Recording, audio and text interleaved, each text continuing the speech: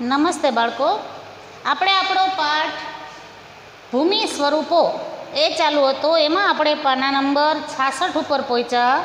11મો પાઠ ભૂમિ સ્વરૂપો. એમાં પાના નંબર 66 ઉપર મેદાનોનું વર્ગીકરણ ત્યાં પહોંચ્યા હતા. એ પહેલાં આપણે શું ભણ્યા? તો કે ઉચ્ચ પ્રદેશો ભણ્યા. તો કે ઉચ્ચ પ્રદેશોની અંદર શું આવ્યું હતું? તો કે આંતર પર્વતીય ઉચ્ચ પ્રદેશ, પર્વત પ્રાંતીય ઉચ્ચ પ્રદેશ અને ખંડીય ઉચ્ચ પ્રદેશ. તો આ ઉચ્ચ પ્રદેશ છે એનું આપણા જીવનમાં શું મહત્ત્વ છે? ત્યાર પછી આપણે મેદાન ભણ્યા. હવે આપણે મેદાનોનું વર્ગીકરણ, નિર્માણના આધારે મેદાનોનું વર્ગીકરણ આ પ્રમાણે કરી શકાય: કિનારાના મેદાનો, ઘસારણના મેદાન અને નિક્ષેપણના મેદાન. હવે જે મેદાનનું નિર્માણ પામ્યા એના આધારે એનું વર્ગીકરણ આ રીતે કરી શકાય કે નદી કિનારાના મેદાનો. બીજું તો કે નિક્ષેપણના મેદાન. નદી છે પોતાના પ્રવાહની સાથે જે કચરો કાપ લઈ આવે એનું નિક્ષેપણ કરે, ઠાલવે, એટલે એ મેદાનો નિક્ષેપણના મેદાન કહેવાય. અને ઘસારણના મેદાનો, નદી પોતાની સાથે પાણીની સાથે કાપ કચરો ઘસડતી જાય અને જે મેદાન બને એને ઘસારણના મેદાન કહેવાય. તો એ ત્રણેય મેદાન આપણે વારાફરતી જોઈએ. કિનારાના મેદાન, આ મેદાનોનું નિર્માણ મુખ્યત્વે સમુદ્ર કિનારા એટલે કે પૃથ્વીની ભૂગર્ભિક હિલચાલના કારણે સમુદ્ર કિનારા નજીકનો ખંડીય છાજલીનો ભૂમિભાગ ઉંચકાય ત્યારે બનતા મેદાનને સંરચનાત્મક મેદાન કહે છે. આવા મેદાન મોટાભાગે ભૂમિખંડના કિનારે જોવા મળે છે. મેક્સિકોના અખાતના કિનારે ફેલાયેલ સંયુક્ત રાજ્ય અમેરિકાના દક્ષિણ પૂર્વે આવેલા મેદાન તેનું ઉદાહરણ છે.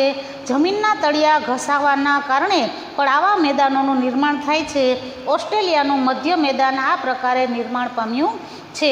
તો પૃથ્વીની ભૌગોલિક હિલચાલના કારણે સમુદ્ર કિનારાની નજીક ખંડીય છાજલીનો પ્રદેશ છે એ ઉંચકાય અને ભૂમિભાગ ઉંચકાય અને જે મેદાન બને એને કિનારાના મેદાન કહેવામાં આવે છે. હવે આવશે ઘસારણના મેદાન. પૃથ્વીની સપાટી પર સતત ઘસારણની પ્રક્રિયા ચાલતી રહે છે, જેનાથી લાંબા ગાળે પર્વતો તથા ઉચ્ચ પ્રદેશો નદી, પવન અને હિમનદી જેવા પરિબળો દ્વારા ઘસાય અને મેદાન બને છે. આવા મેદાન સંપૂર્ણપણે સપાટ બનતા નથી. નક્કર ખડકોની ટેકરીઓ વચ્ચે વચ્ચે જોવા મળે છે. ઉત્તર કેનેડા અને પશ્ચિમ સાઇબિરિયાના મેદાન ઘસારણથી નિર્માણ પામ્યા છે. ઘસારણ દ્વારા બનેલા મેદાનોને પેનીપ્લેઇન પણ કહેવામાં આવે છે.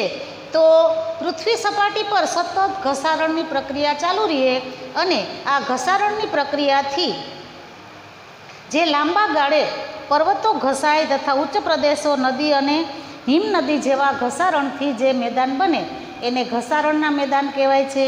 એ મેદાનો છે એ સપાટ હોતા નથી, વચ્ચે વચ્ચે એમાં ટેકરીઓ હોય છે. ત્યાર પછી આવશે નિક્ષેપણના મેદાન. નદી, હિમનદી કે પવન વગેરે પરિબળો દ્વારા પથરાયેલા કાપના નિક્ષેપણથી સરોવર કે સમુદ્ર જેવા કોતરો ભરાવાથી આવા મેદાનનું નિર્માણ થાય છે. તેથી તેને નદીકૃત કે કાપના મેદાન પણ કહેવામાં આવે છે. ભારતમાં ગંગા યમુનાનું મેદાન, ઉત્તર ચીનમાં હવાંગહોનનું મેદાન, ઇટાલીમાં પો નદી દ્વારા બનેલ લોમ્બાર્ડીનું મેદાન કાપના મેદાનના વિશિષ્ટ દ્રષ્ટાંત છે. જ્યારે મેદાનોનું નિર્માણ સરોવરમાં કાપના નિક્ષેપણથી થાય છે ત્યારે તેને સરોવરના મેદાન કહે છે. કાશ્મીરની ખીણો ભારતના સરોવરના મેદાનનું ઉદાહરણ છે. હવે નદી છે એ પોતાની સાથે કાપ અને કચરો ઢસડી લાવે અને એને નિક્ષેપ કરે એટલે કે ઠલવે, એનાથી જે મેદાન બને એને નિક્ષેપણના મેદાન કહે છે. તો આવા જે સરોવરોના કાપથી મેદાન બન્યા હોય એને સરોવરના કાપના મેદાન પણ કહેવામાં આવે છે. તો હવે આ મેદાનો છે એનું આપણા જીવનમાં શું મહત્ત્વ છે? તો કે માનવ વસાહતો અને વ્યાપાર વાણિજ્યના સ્થાનો ફળદ્રુપ મેદાનોમાં સ્થપાય છે. સપાટ મેદાન સડક માર્ગ અને રેલ માર્ગ માટે ઉપયોગી પુરવાર થાય છે. ગીચ વસ્તી ધરાવતા શહેરો મેદાનોમાં આવેલા છે. ફળદ્રુપ જમીન ખેત ઉત્પાદન માટે વધુ ઉપયોગી છે. ખેત પેદાશો ઉદ્યોગો માટે કાચો માલ પૂરો પાડે છે. હવે માનવ વસાહત છે એ આ મેદાનમાં વસવાટ કરે.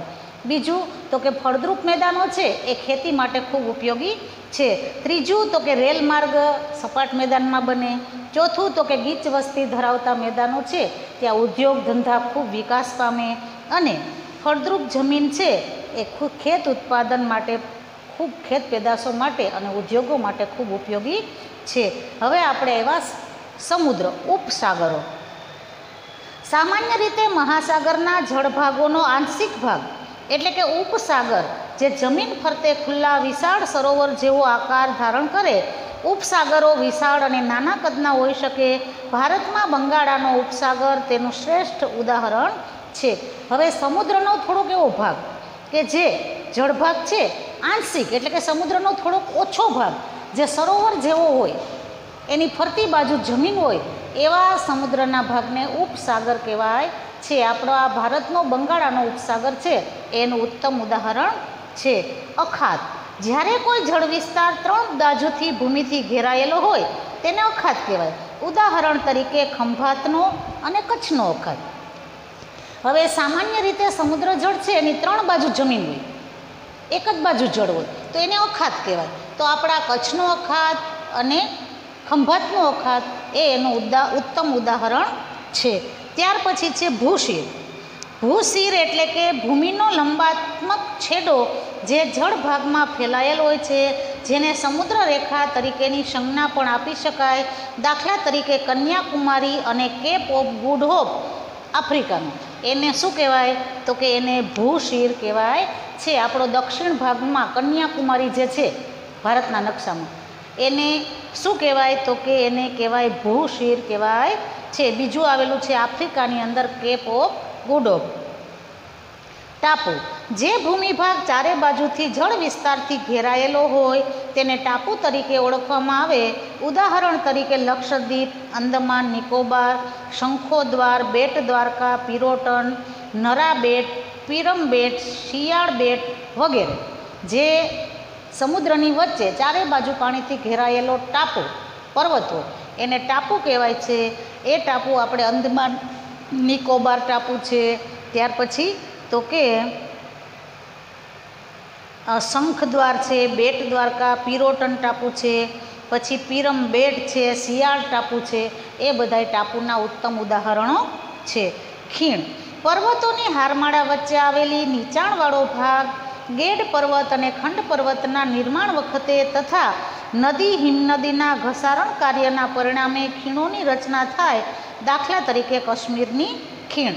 હવે પર્વતની હારમાળા હોય એની વચ્ચે બે પર્વતની વચ્ચે જે ઊંડી ખીણ હોય એને શું કહેવાય તો કે ખીણ કહેવાય છે. એ કેવી રીતના બને તો કે નદી હિમનદી છે એના ઘસારણ કાર્યના કારણે આવી ખીણ બને છે. સામુદ્રધુની બે જળ વિસ્તારોને જોડતી સાંકડી સામુદ્ર પટ્ટીને સામુદ્રધુની કહે છે. ઉદાહરણ તરીકે પાલકની સામુદ્રધુની ભારત અને શ્રીલંકાની વચ્ચે છે. બે ભૂમિભાગને જુદી કરતી સાંકડી દરિયાની પટ્ટી હોય એને શું કહેવાય સામુદ્રધુની. આપણો ભારત દેશ પૂરો થાય એ અને શ્રીલંકા દેશ એની નીચે છે એ બેયની વચ્ચે જે સમુદ્રની નાની પટ્ટી છે એને સામુદ્રધુની કહેવામાં આવે છે. સંયોગી ભૂમિ બે જળ વિસ્તારોને અલગ કરતી સાંકડી ભૂમિપટ્ટીને સંયોગિક ભૂમિ કહે છે. ઉદાહરણ તરીકે પનામા ઉત્તર અને દક્ષિણ અમેરિકા ખંડની વચ્ચે છે. બે મહાસાગરો છે એની વચ્ચે જે જમીનની પટ્ટી હોય એને શું કહેવાય તો કે સંયોગી ભૂમિ કહેવાય છે. જે પનામાની ઉત્તર અને દક્ષિણ અમેરિકા ખંડને જુદા પાડતી આવી સંયોગી ભૂમિ છે. તો અહીંયા આપણો પાઠ પૂરો થાય છે. આજનું તમારું લેસન તમારા ત્રીજા પાઠના સ્વાધ્યાયનો પ્રશ્ન 11મા પાઠના સ્વાધ્યાયનો પ્રશ્ન ત્રીજો ટૂંક નોંધ લખો. એના ફોટા હું તમને મોકલીશ. તમે તમારી ફેરબુકની અંદર તમે પહેલો પ્રશ્નના જવાબ લખી લીધા, બીજો પ્રશ્ન વિકલ્પો લખી લીધા.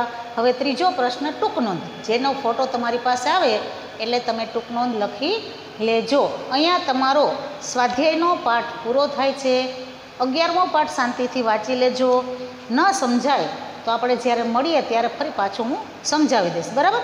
આના પછીના પીરિયડમાં આપણે નકશા પૂર્તિ કરશું. એટલે નકશા પૂર્તિ સાથે લઈ અને આના પછીનો જે પીરિયડ આવે એ તમે જોજો. એની અંદર નકશા પૂર્તિ પૂરતી જવાની છે. બોર્ડ ઉપર હું લખીશ, એમાંથી તમારે પૂરવાનું છે. બરાબર.